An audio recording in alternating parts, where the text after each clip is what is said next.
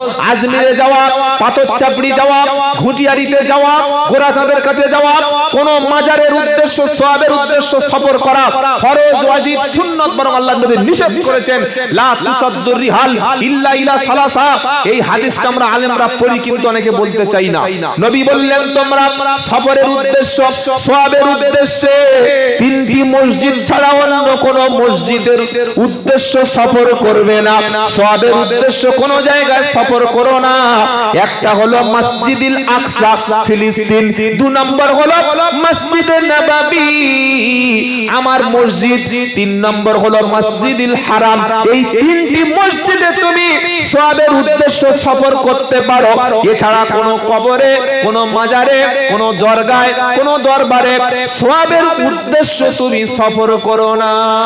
এমনকি যারা ভিক্ষা করে, যারা ফকির, যারা মিসকিন, তারা মাজারের বাইরে বসে 10 বছর 20 বছর 20 বছর ভিক্ষা করছে, কিন্তু তাদের বিশ্বাস তারা জীবনের শেষ দিন পর্যন্ত মাজারের বাইরে বসে মানুষদের কাছে ভিক্ষা করবে, কিন্তু তারা কোনোদিন এই কবরওয়ালার কাছে গিয়ে চাইবে না।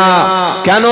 তাদের ধারণা যে কবরে যিনি শুয়ে আছেন তার দেওয়ার মতো কোনো ক্ষমতা, জোরে বলুন, কোন মুসলমান এইটা বিশ্বাস করবে আল্লাহ ছেলে দিতে পারে, আবার খাজা মঈনুদ্দিন চিশতি ছেলে দিতে পারে, ওই লোকটা শিরক করলো আল্লাহর সঙ্গে। কোন মুসলমান যদি মনে করে আল্লাহ আমার অন্তরের খবর জানে, আমার ওই পাথর চাপড়ি যিনি শুয়ে আছেন বীরভূমে ওই বাবা আমার অন্তরের খবর জানে, সঙ্গে সঙ্গে লোকটা বেঈমান হয়ে যাবে, আল্লাহর সঙ্গে শিরক করলো।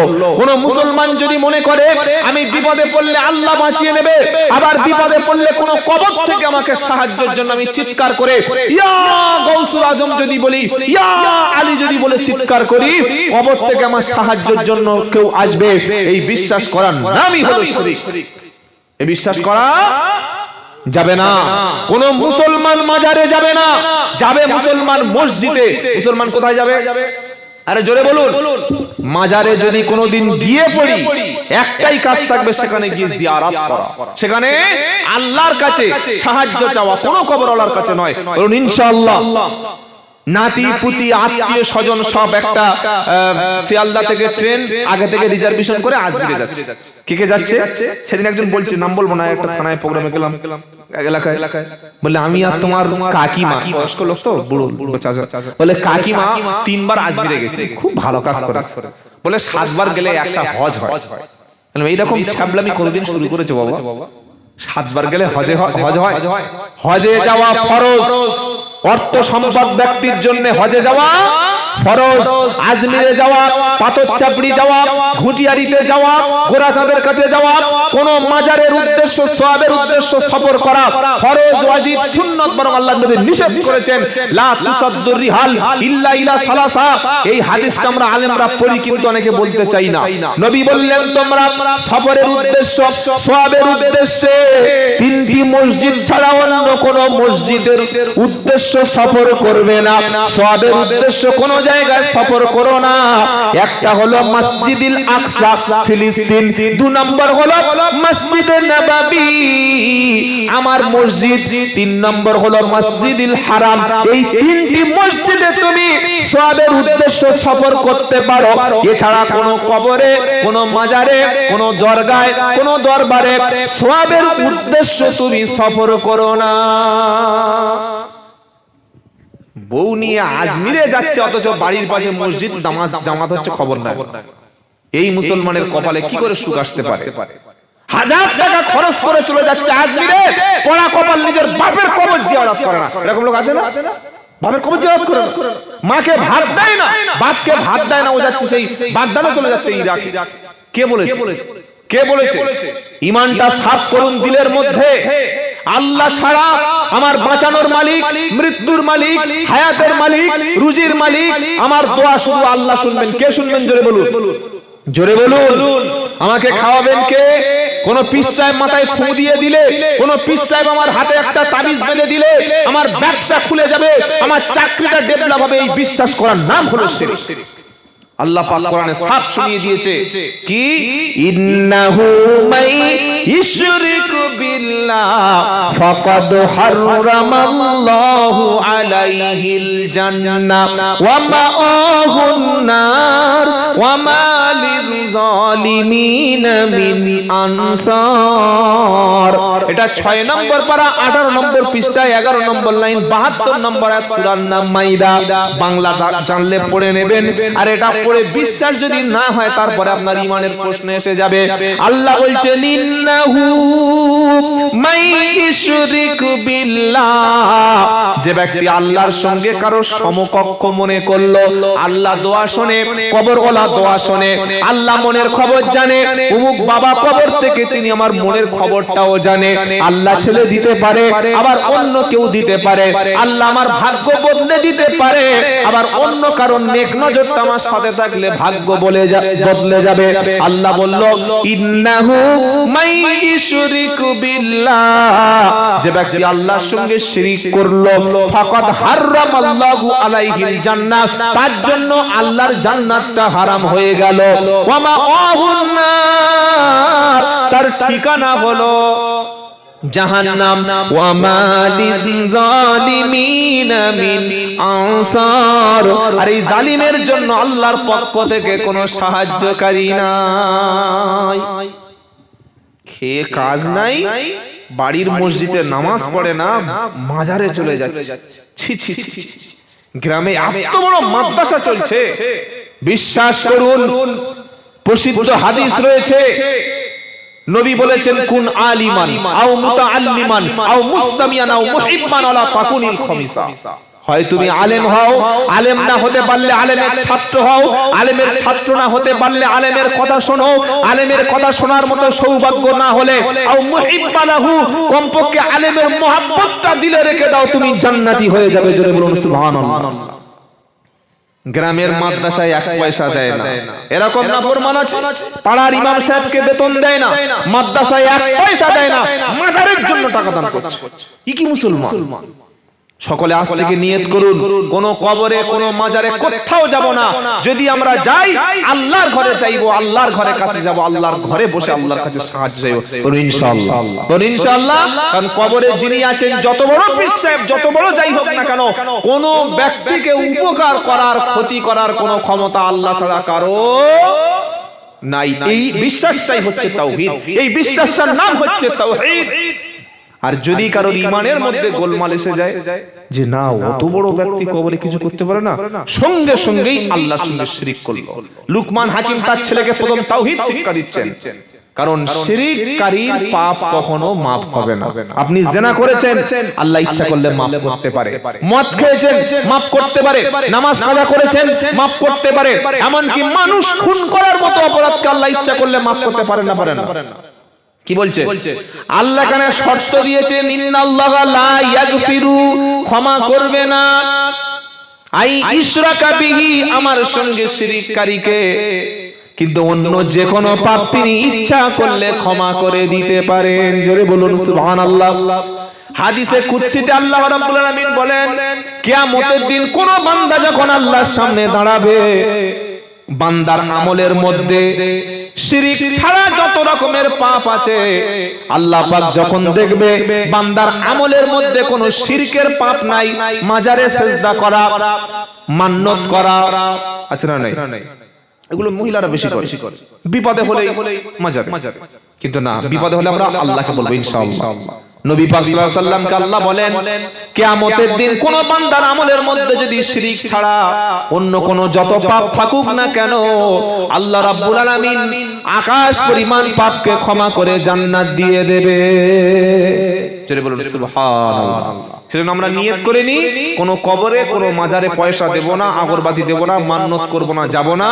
যখন আমাদের মন চাইবে আল্লাহর ঘরে গিয়ে আল্লাহর কাছে কাঁদবো। বলুন ইনশাআল্লাহ। কার ঘর? জোরে বলুন কার ঘর? আল্লাহর ঘর। আল্লাহর ঘরে যদি আমাদের মৃত্যুটা হয়, সেই মৃত্যুটা হবে জান্নাতি মৃত্যু। বলুন সুবহানাল্লাহ। লুকমান বলছেন হাকিম, ইন্না শিরকা লা যুলমুন আযীম, নিশ্চয়ই শিরক আল্লাহর উপরে সবচেয়ে বড় জুলম। আল্লাহ হেফাজত করুন। সুবহানাল্লাহ বিহামদিহি। এবার লুকমান হাকিম তার ছেলেকে আল্লাহর পরিচয় করিয়ে দিয়েছেন, দিয়েছে না দেয় নাই? যে আল্লাহর সঙ্গে শিরক করা যাবে না, আল্লাহর সমকক্ষ কাউকে মনে করা যাবে না। যখন এই কথাটা বলে দিয়েছেন, এবার দ্বিতীয় নসিহতটা কি করছে দেখেন। কে? লুকমান হাকিম ছেলেকে বলছে, ওয়া ওয়াসাইনাল ইনসানা বিওয়ালিদাইহি হামালাতুহু উম্মুহু ওয়াহানান আলা ওয়াহানি ওয়া ফিসালুহু। লুকমান হাকিম বলছেন, ছেলে, পৃথিবীর সব ব্যক্তিকে আমি আল্লাহ নসিহত করেছি, উপদেশ দিয়েছি, অর্ডার দিয়েছি, বাপ মার সঙ্গে তোমরা নেক ভালো ব্যবহার করবে। কার সাথে? সবচাইতে আমার কাছে ভালো ব্যবহারটা পাওয়ার অধিকার কে রাখে? আল্লাহর পরে কে? আল্লাহ এবং রাসূলের পরে বাবা মা। আচ্ছা, একটু আগে কথা হচ্ছিল শিরকের কথা, হঠাৎ এখানে বাপ মার কথাটা ঢুকলো কেন? প্রশ্ন হতে পারে কি পারে না? আল্লাহ বলছেন, শোনো, লুকমান হাকিম যখন তার ছেলেকে আল্লাহর পরিচয়টা করিয়ে দিয়েছে, আমি আল্লাহ সুবহানাহু ওয়া তাআলা এবার ছেলের কাছে তার বাপের মর্যাদাটা বুঝিয়ে দিয়েছি। জোরে বলুন সুবহানাল্লাহ। নবীকে প্রশ্ন করা হলো, সবচাইতে বেশি ইহসান ভালো ব্যবহার কার সাথে করব? নবীজি বললেন, ক্বালা উম্মুক, তোমার মা। প্রথমে কে পাবে? জোরে বলুন। সুম্মা মান, তারপরে কে? নবীজি বললেন ক্বালা উম্মুক। সুম্মা মান, আবার বললেন কে? নবী বললেন তোমার মা। তারপরে বললেন কে? নবীজি বললেন তোমার মা। চতুর্থবারে সুম্মা মান, তারপরে কে? নবীজি বললেন ক্বালা আবু, তোমার পিতা। সুবহানাল্লাহ, 3 গুণ মর্যাদা মাকে আল্লাহ তাআলা ইসলামে বাড়িয়ে দিয়েছেন, আর বাপের মর্যাদাও ইসলাম দিয়েছেন। সুবহানাল্লাহ বিহামদিহি সুবহানাল্লাহ আযীম। যুবকেরা, ন্যায়নিষ্ঠ মানের আল্লাহওয়ালা ভাইরা, যদি কেউ রুজিতে বরকত চায়, ব্যবসাতে বরকত চায়, সে যেন আত্মীয় স্বজনের সাথে, বাপ মার সাথে ভালো আচরণ করে, আল্লাহ রুজিতে তারও বরকত দিয়ে দেবে। জোরে বলুন সুবহানাল্লাহ। পৃথিবীতে এমন একজন ব্যক্তি আপনার আব্বা এবং মা, যাদের মুখের দিকে তাকালে হজের নেকি দান করবেন কে? সুবহানাল্লাহ। নতুন স্ত্রী বিয়ে করার পরে বাপ মার সঙ্গে খারাপ ব্যবহার করেন, আর মনে করেন সারা জীবন এভাবেই শান্তিতে থাকবে, শান্তি পাবেন না। আজকে শান্তি আছে, এই সোনার সংসারে একদিন আগুন লেগে যাবে, ওই বাপ মার বদদোয়া তখন শেষ হয়ে যেতে হবে। সেজন্য আজ থেকে সকলে নিয়ত করি, আমরা আমাদের পিতা মাতার প্রতি ভালো আচরণ করব। বলুন ইনশাআল্লাহ। সকলে বলুন ইনশাআল্লাহ। কি আচরণ করবেন? ক্বাদা রাব্বুকা আল্লা তা'বুদু ইল্লা ইয়াহু ওয়া বিল ওয়ালিদাইনি ইহসানা। মাদ্রাসায় কোন ছেলে আলেম হয়ে, হাফেজ হয়ে, মুফতি হয়ে পড়ে এসে বাপ মাকে গলা থেকে গলা ধাক্কা দিয়ে বার করে দিয়েছে, এরকম রেকর্ড আছে। আরে বলছেন না কেন? কি গো, মাওলানা হয়ে, মুফতি হয়ে এসে বাপ মার গলা ধাক্কা দিয়ে বাড়ি থেকে বার করে দিয়েছে, প্রমাণ আছে? কি বললাম বুঝতে পারলেন না? সে যদি আলেম হয়ে আসে, মুফতি হয়ে আসে, মাদ্রাসায় ইলম অর্জন করে আসে, বাপ মার বাড়ি থেকে বার করে দিয়েছে, খেতে দেয় না, এরকম একটা নাম বার করবেন, কিয়ামত হয়ে যাবে, হবে না ইনশাআল্লাহ। কেন? 15 পারা 3 নম্বর পৃষ্ঠা 7 নম্বর লাইনে 23 নম্বর আয়াত সে পড়েছে। কি পড়েছে? ওয়াকাদা রাব্বুকা আল্লা তা'বুদু ইল্লা ইয়াহু ওয়া বিল ওয়ালিদাইনি ইহসানা। আমি আল্লাহ সিদ্ধান্ত করেছি, আল্লাহ ছাড়া অন্য কারোর ইবাদত করা যাবে না, আর তারপরেই ওয়া বিল ওয়ালিদাইনি ইহসানা, আল্লাহর পরে সবচাইতে বেশি ইহসান করবে তোমার বাবা মার সাথে। জোরে বলুন সুবহানাল্লাহ। এখন বলার দরকার নেই, সেই সপ্তাহখানেক পরে একবার বলবেন। জোরে বলুন না সুবহানাল্লাহ। এত মূল্যবান কথা শুনলেন না, আপনাদের দ্বারা হবে না, মুখ সব বন্ধ হয়ে যাচ্ছে আস্তে আস্তে। শুধু আল্লাহ ইহসান করতে বলেনি, আল্লাহর আরো নির্দেশ, কি নির্দেশ? ইম্মা ইয়াবলুগান্না ইনদাকাল কিবারা আহাদুহুমা আও কিলাহুমা ফালা তাকুল লাহুমা উফিন ওয়ালা তানহারহুমা ওয়া কুল লাহুমা কাওলান কারীমা। তোমার আব্বা যদি বৃদ্ধ হয়, তোমার মা যদি বুড়ি হয়ে যায়, বৃদ্ধা হয়ে যায়, তারা আর তোমার পিছনে টাকা দিতে পারে না, তারা সংসার থেকে হাত পা গুড়িয়ে নিয়েছে, তারা বিছানায় পড়ে আছে। এই পরিস্থিতিতে সবচাইতে বেশি লাথি খায়, সবচাইতে বেশি অপমান হয় বাপ মা যখন সংসারে অচল হয়ে যায়। টাকা দিতে না পারলে তখন ছেলের বউদের কাছে কোনো মান সম্মান মর্যাদা থাকে না। ইচ্ছা করলে খেতে দেয়, ইচ্ছা করলে দেয় না, আর বিছানায় পড়ে গেলে তখন আর কোনো কথাই নাই। আছে না নাই? কি গো, 10 বছর বিছানায় পড়ে আছে, বেটার বউ দুজনে, বাপ মাকে খেতে দেয় না, আর বুড়ো আপদ বালাই বিদায় হয়েছে, এইবার মরণের 40 দিন পরে চলছে গরু জবাই করে। কথা বলেন, 40 দিন পরে কি হয়? আরে বলছেন না কেন? খানা, ফেরেশতারা খানা, তাই না? 10 বছর বিছানায় পড়েছিল, কোনদিন একটু ভালো খাবার নিয়ে মায়ের মুখে দিল না, আর মরণের পরে গরু জবাই করে চলছে খানা। ফেরেশতারা বলছে আমরা কি এত কানা? মার যা করবে না ভাই, বুঝতে পারবে, চামড়া ছাড়িয়ে নেবে। কে বলেছে তোর খানা করতে? কোন ফতোয়া দিয়ে?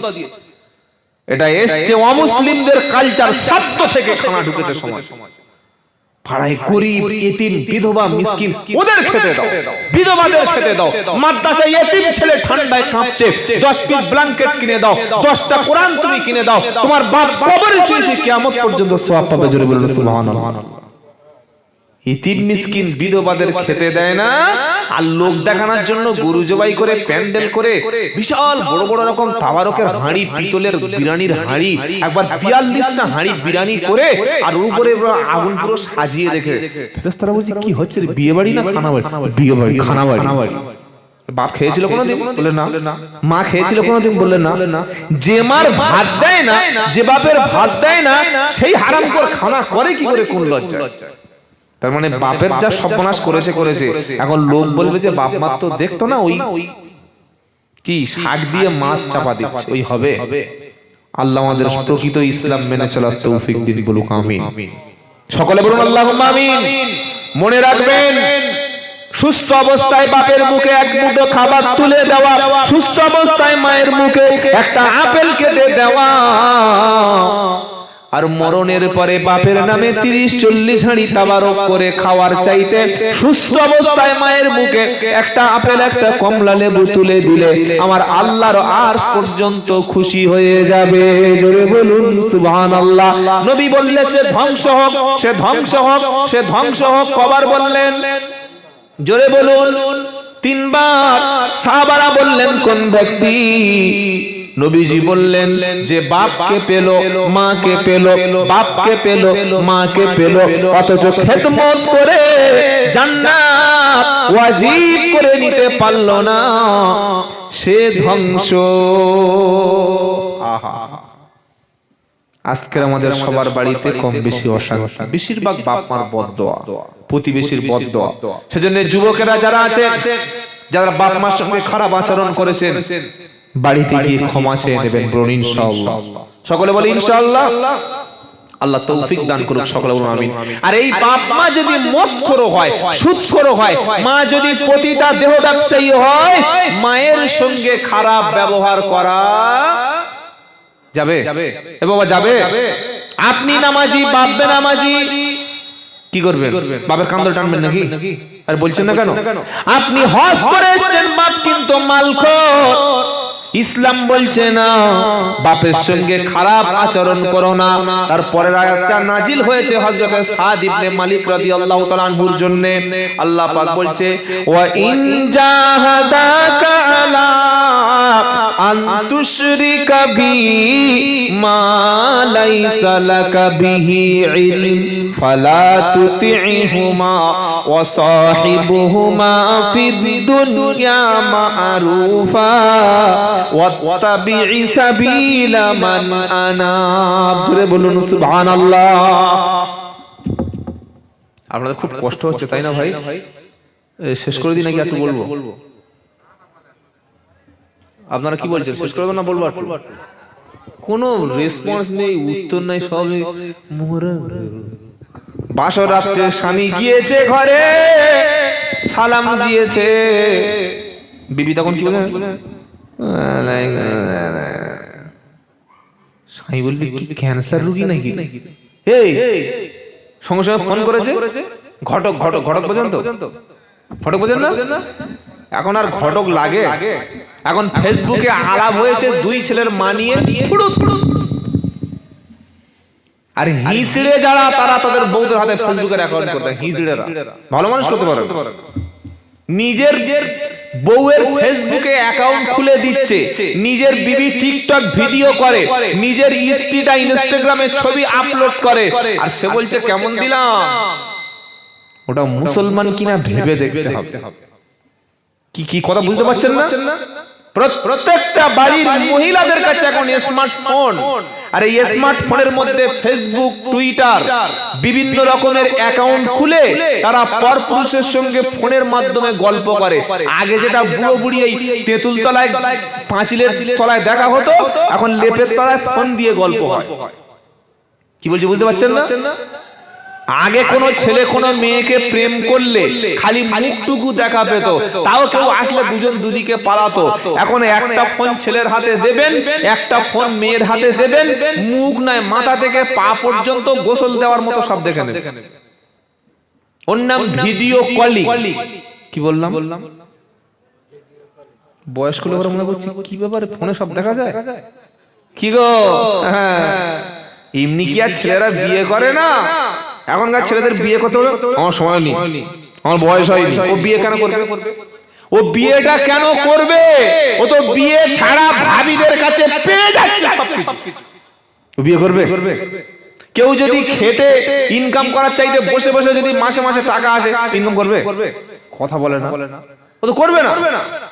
সেজন্য সাবধান হয়ে যান। বাড়ির মেয়েদের কাছে স্মার্টফোন ব্যবহার করতে দিয়ে আপনি তাহাজ্জুদ পড়ছেন মসজিদে, আপনি কোরআন নিয়ে পড়ে আছেন, পড়ে থাকুন। নিজের স্ত্রীর মধ্যে দিন আছে কিনা, নিজের ইয়ং মেয়েটা কলেজে পড়ে, সাথে সাথে রিলস ভিডিও বানাচ্ছে, লক্ষ লক্ষ টাকা ইনকাম করছে। আরে আমি বক্তব্য করে আর ক পয়সা দেবে? এক মাসে 28 থেকে 30 লক্ষ টাকা বাড়ির মেয়েরা বুকের কাপড়টা খুলে স্তন নাচে ইনকাম করে। কত বললাম? কত বললাম? কথা বলে না। দোয়া করে দিন, দোয়া করুন, দোয়া করে দিন। কি না কথা বলে 30 থেকে 40 লাখ টাকা ইনকাম একটা মেয়ে ছেলে করে। হুজুর তাই নাকি? হ্যাঁ তাই নাকি, মানে জেনে আপনাকে বলছি। ও খালি ছোট্ট কাপড়টা পরে রান্নার ভিডিও বানাবে, কাপড় ব্লগ বানাবে, আর একটা স্মার্টফোন থাকবে, এমন এমন সিন ছাড়বে, বুড়োরা দেখছে চোখ থেকে জল পড়ছে, জিভ থেকে এরকম। কি গো, সেটাই ফোনের মাধ্যমে হয়। কিসের মাধ্যমে? জোরে বলুন। আগে ইয়ং ছেলে ইয়ং মেয়েরা পালাতো, এখন 3 ছেলের মা পালাচ্ছে। কি দেখা পেয়েছে তার মধ্যে আল্লাহ জানে। আল্লাহ হেফাজত করুক, সকলে বলুন আমিন। দায়ুস কখনো জান্নাতে যাবে না। দায়ুসকে যার দাড়ি আছে, টুপি আছে, পাঞ্জাবি আছে, নামাজ পড়ে, হজ করে, কিন্তু বাড়ির একটাও মেয়ে কোথায় যাচ্ছে খবর রাখে না। সন্ধ্যা 7টায় পড়তে যাওয়ার নাম করে যাচ্ছে, আর রাত্রে বেলা নাইট শো থেকে বাড়ি ফিরছে পাড়ার ছেলেদের নিয়ে। বাপ বলছে ও কিছু খেয়েছে মা? তো বলছে ও পেট ভর্তি, ও যা খেয়েছে ও আর খাবে বাড়ি এসে। কি বুঝলেন? ও মা ঠিকঠাক ছিলিস তো? বলে হ্যাঁ আব্বা ঠিকঠাক ছিল। পুরো স্বভাব চরিত্র সব শেষ। আর এই যে বন্ধন এসছে না, মহিলা সমিতি নাই, আমার গাড়িটা ড্রাইভার ঘুরিয়ে রাস্তা রেখে দাও, তো মহিলা সমিতি বললে আবার গাড়িতে কাঁচ পাঁচ ভেঙে দেবে। এত এত বড় দাড়ি রেখে বউকে পাঠিয়েছে মহিলা সমিতি। ছি ছি ছি ছি। একটা পরপুরুষ, একটা মুশরিক, সে আমার বিবির মুখ দেখবে, আমার বিবির হাতে স্ট্যাম্প দিয়ে টাকা নেবে, আমার বিবির নামটা সুদের অফিসারে দেখবে, ওর চাইতে গলায় দড়ি দিয়ে আমার আসমানে ঝোলা ভালো। কি কষ্ট হচ্ছে শুনে আপনাদের? মুসলমানের বিবি কোনোদিন রাস্তায় বিনা কারণে যেতে পারে না, মুসলমানদের বাড়ির মেয়ে কোনোদিন চায়ের দোকানে বসতে পারে না, মুসলমানের বাড়ির মেয়েরা মেলায় ঘুরবে।